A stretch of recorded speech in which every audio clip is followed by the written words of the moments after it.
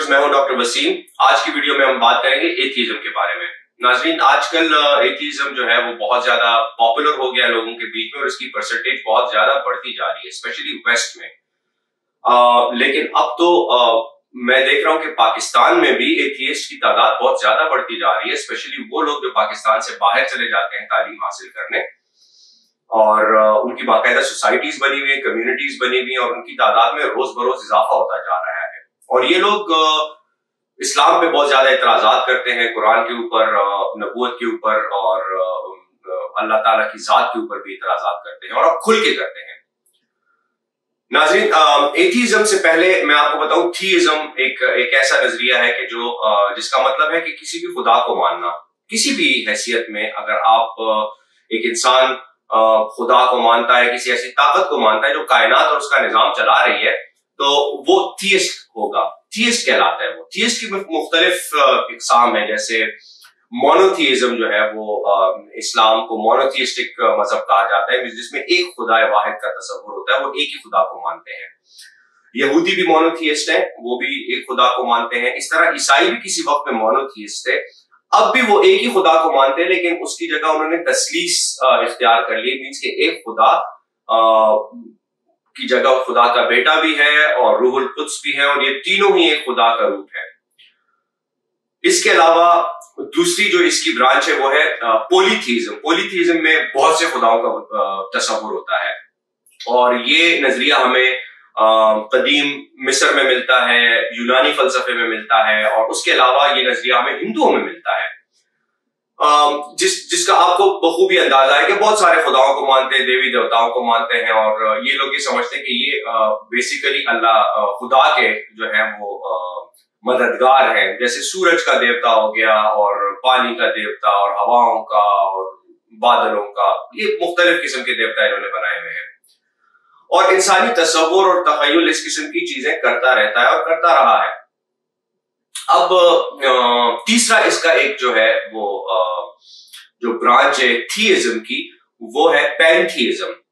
पैंथीइज्म का भी जिक्र जो है वो यूनानियों में ज्यादा मिलता है। प्लोटाइनस एक यूनानी फलसफी था जिसने द थ्योरी ऑफ वन पेश की थी, जिसके मुताबिक उसने बताया कि जो खुदा की जात है उसने तनज़्ज़ुलात की, और उन तनज़्ज़ुलात के नतीजे में वो मुख्तलिफ रूप धारता हुआ आखिरकार इस दुनिया का रूप धार लिया। और ये जो हमारे इर्द गिर्द जो भी कुछ है, पहाड़, पत्थर, दरिया, जो कुछ हम देखते हैं नेचर, वो बेसिकली खुदा ही है और खुदा का एक रूप है। ये पैंथीइज्म है, और ये कुछ फना फिल्ला और वहदतुल वजूद जो है वो इससे कुछ करीब आ जाती है, लेकिन फिर भी इसमें एक डिस्टिंक्शन, इस्लामी सूफीज्म एक डिस्टिंक्शन रखती है।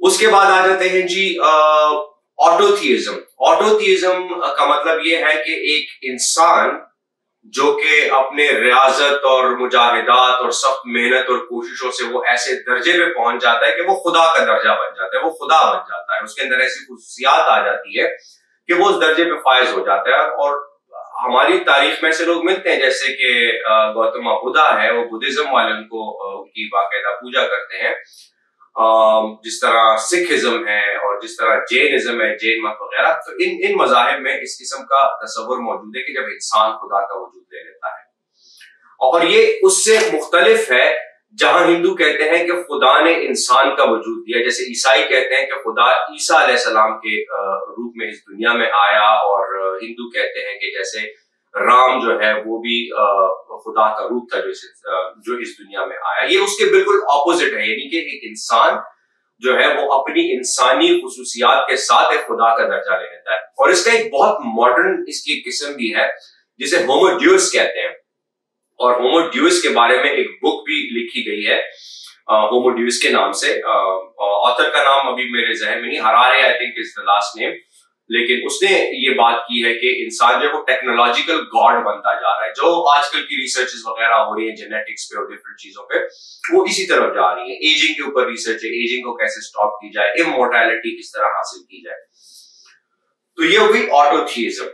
اب آتے ہیں جی واپس ایتھیزم کی طرف. تو ایتھیزم جو ہے وہ بیسیکلی نکلا ہے ورڈ ایتھیوس سے. ایتھیوس جو ہے وہ اینشنٹ گریک لینگویج میں ایک لفظ جس کا مطلب ہے کہ کوئی خدا نہیں ہے.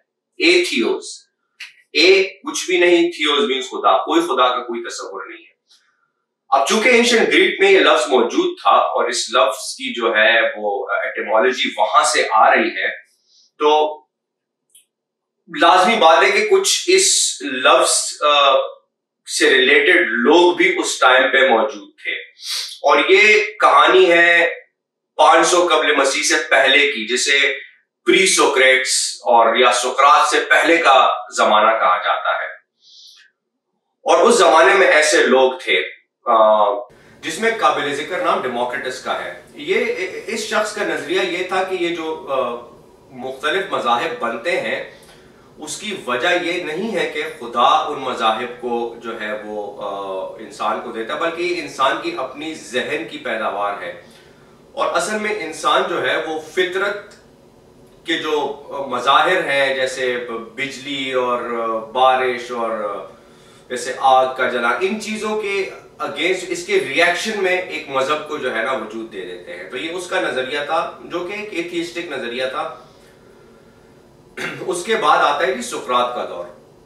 سقراط بذات خود ایک ایتھیسٹ تھا, لیکن وہ کبھی مانتا نہیں تھا اس بات کو. اور ایسے ہی سارے ایتھیسٹ جتنے اس زمانے میں, بہت سارے نام ہیں, آپ جا کے سرچ کیجئے آپ کو بہت سارے نام ملیں گے ایتھیسٹ کے, جو اس زمانے میں خود کو فری تھنکرز کہتے تھے یا کہتے ہیں کہ جی ہم مذہب سے ہٹ کے سوچتے ہیں اور ہم مذہب کو تسلیم نہیں کرتے, اور یہ مذہب جو ہے بیسیکلی ظلم, انسانوں پہ ظلم کرنے کے لیے ایک نظریہ ایجاد کیا گیا ہے. تو لہٰذا وہ لوگ اس سے باغی ہو جاتے تھے. ہر دور میں وجہ ایتھیزم کی یہی رہی ہے کہ انسان اس ظلم کا شکار ہو کر اس سے باغی ہو جاتا تھا. سقراط بھی ایسا ہی بندہ تھا, اور ہمارے ہاں یہ نام بہت مشہور ہے فلسفے کی دنیا میں. اور سقراط کے اوپر پھر مقدمہ بھی چلا ایتھیزم کا, اور پھر اس کو جو ہے وہ قتل بھی کیا گیا. اور بڑی دلچسپ ایک بات ہے کہ یہ مقدمہ جو سقراط پہ چلا تھا بیسیکلی ایک ڈرامہ تھا, دا کلاؤڈ. اور اس ڈرامے میں ایک سٹیج ڈرامہ جس طرح تھیٹر ہوتا ہے, اس ڈرامے کے اندر ایک کیریکٹر تھا جس نے سقراط کا کردار ادا کیا تھا, اور اس کیریکٹر کو دکھایا گیا کہ وہ اپنے سٹوڈنٹس کو ایتھیزم سکھا رہا ہے. ایسے ہی بہت سے جو ہے نا وہ سٹل اور جو ہے اس قسم کی باتیں اس کے بارے میں مشہور تھی. حالانکہ مقدمے کے دوران اس نے خود کہا تھا کہ بھائی میں ایتھیزم میں بلیو نہیں کرتا, میں ایتھیسٹ نہیں ہوں, اور بلکہ میں بلیو کرتا ہوں جو کہ اوریکل آف دا ڈیلفی ہے, جو کہ بہت ہی ہائی پریسٹس یا جسے سب سے زیادہ جو ہے نا وہ مقدس پجارن کہا جاتا تھا, اپولو جو ان کا خدا تھا اس کی عبادت گاہ کا. اور اوریکل اس زمانے میں ایسے لوگ ہوتے تھے, بڑے بڑے پجاری ہوتے تھے کہ جو انسانوں کو اور باقی جو ان کے جو حکومت میں جو لوگ ہوتے تھے ان کو وہ مختلف مشورے دیتے تھے, اور یہاں تک کہ پیشن گوئیاں بھی کرتے تھے مستقبل کے بارے میں. انہیں اوریکلز کی بڑی عزت ہوتی تھی جیسے ہمارے یہاں علماء ہوتے ہیں. تو سقراط کہتے ہیں میں تو اس پہ بھی بلیو کرتا ہوں, لیکن کوئی چیز اس کو بچا نہ سکی. پھر آتا ہے ہیلینسٹک پیریڈ. ہیلینسٹک پیریڈ جو ہے وہ اس وقت کو یا اس ایرا کو کہا جاتا ہے, یہ سکندر اعظم کی موت کے بعد کا ٹائم ہے, جب یونانی حکومت سکندر اعظم کی فتوحات سے بہت زیادہ پھیل گئی تھی. تو وہ یونان کے لیے ایک بڑا ہی گولڈن دور تھا, ایک بڑا ہی سنہری دور تھا, عروج کا دور تھا, اور یونان ہر جگہ مشہور تھا. یونانی فلسفہ, یونانی طب, ہر چیز جو ہے نا وہ مشہور تھی اس ٹائم پہ یونان کے حوالے سے. اس دور میں ایک بندہ تھا ایپیکورس. ایپیکورس جو تھا وہ ایکچولی ایک ایتھیسٹ تھا, اور اس کا نام اس لیے آتا ہے کیونکہ اس نے ایتھیزم کی ایک وجہ بتائی. یہ اصل میں ماڈرن ڈے کے ایتھیسٹ کی طرح نہیں تھا, اور پرانے ایتھیسٹ سارے ماڈرن ڈے کے ایتھیسٹ کی طرح نہیں تھے, کیونکہ وہ کسی نہ کسی حال میں خدا کو مانتے ضرور تھے. واللہ عالم کہ وہ دل میں مانتے تھے یا نہیں, لیکن کیونکہ ڈر ہوتا تھا ان کو قتل ہونے کا, اور کیونکہ آپ اس زمانے میں کوئی بھی انسان اگر یونانی خداؤں کو اور ان کو نہیں مانتا تھا تو ظاہری بات ہے اس پہ مقدمہ چلتا تھا اور قتل ہو جاتا تھا. تو وہ اس ڈر سے بھی ذرا خاموش رہتے تھے، لیکن کسی نہ کسی صورت میں وہ اپنے اس خیال کا اور اپنی اس سوچ کا جو ہے وہ پرچار کرتے تھے اور ان کے مبلغ ہوتے تھے۔ اسی طرح ایپیکورس جو تھا وہ کہتا تھا کہ جی ہاں خدا ہے تو صحیح، لیکن اس کا دنیا سے کوئی لینا دینا نہیں ہے، اور بیسیکلی یہ دنیا جو ہے وہ انسانی چلا رہے ہیں، انسانی چلاتے رہیں گے، مرنے کے بعد کوئی ایسا وجود نہیں ہے کہ جو ہمیں بعد میں سزا دے گا۔ وہ کیا کرنا چاہتا تھا کہ وہ انسان کا خوف ختم کرنا چاہتا تھا۔ وہ کہتا تھا کہ انسان کو پیس آف مائنڈ چاہیے، انسان کو ذہنی سکون چاہیے، اور ایسی حالت میں چاہیے کہ جہاں پہ اس کو خوف نہ ہو، اس کو آخرت کا خوف نہ ہو، اس کو اس بات کا خوف نہ ہو کہ اسے آخرت میں جواب دینا ہے، اس کو سزا ملے گی۔ جزا اور سزا کا تصور بعد از مرگ اس کو ختم کرنا چاہتا تھا۔ اور یاد رکھیے کہ ایتھیسٹ کا سب سے بڑا ایک جو ہے نا اس کے پھیلنے کی وجہ اور اس کی جو اٹریکشن ہے وہ اسی چیز میں ہے کہ آپ کا خوف ختم کرتے ہیں اللہ کی ذات سے یا خدا کی ذات سے۔ اب آتے ہیں جی روم کے اس ٹائم کی طرف جو کہ تقریباً 300 قبل مسیح کے آخر کا دور تھا، اور اس سے پہلے کہ روم ایسٹ اور ویسٹ میں تقسیم ہو، جو بڑی روم سلطنت روما تھی، اس کا جو سب سے آخری سب سے طاقتور حکمران تھا وہ تھا تھیوڈوسیس۔ اب یہاں پہ یاد رہے کہ کرسچینٹی بھی تھی اس علاقے میں، جیوز بھی تھے، یہودی بھی تھے، اور اس علاقے میں رومنز بھی تھے۔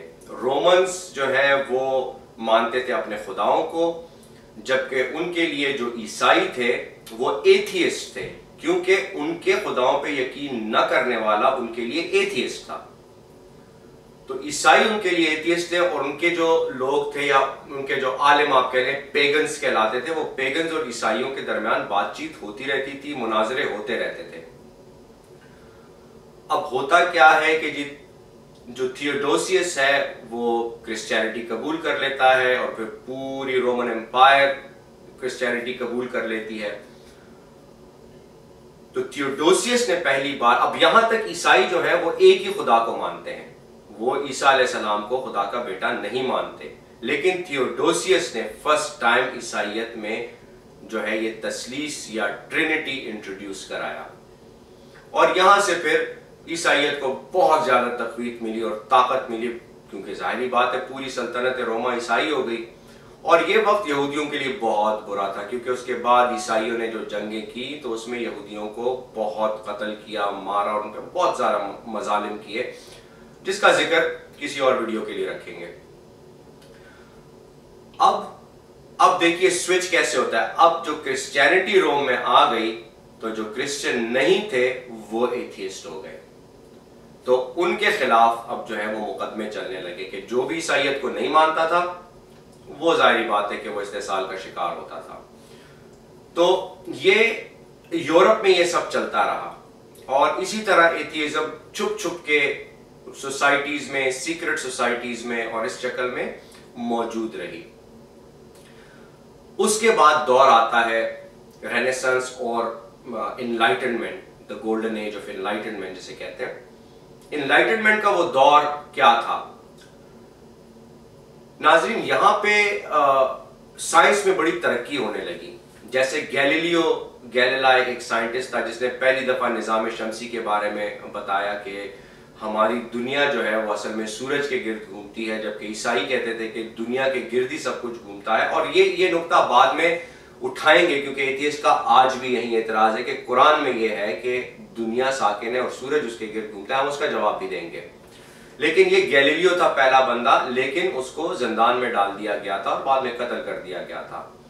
اسی طرح ڈارون، جو بھی سائنٹسٹ تھے نا، وہ سائنٹسٹ سائنس اور ریلیجن کی نہیں لگتی تھی آپس میں، لیکن چونکہ ریلیجن طاقت میں تھی، سائنٹسٹ طاقت میں نہیں تھے۔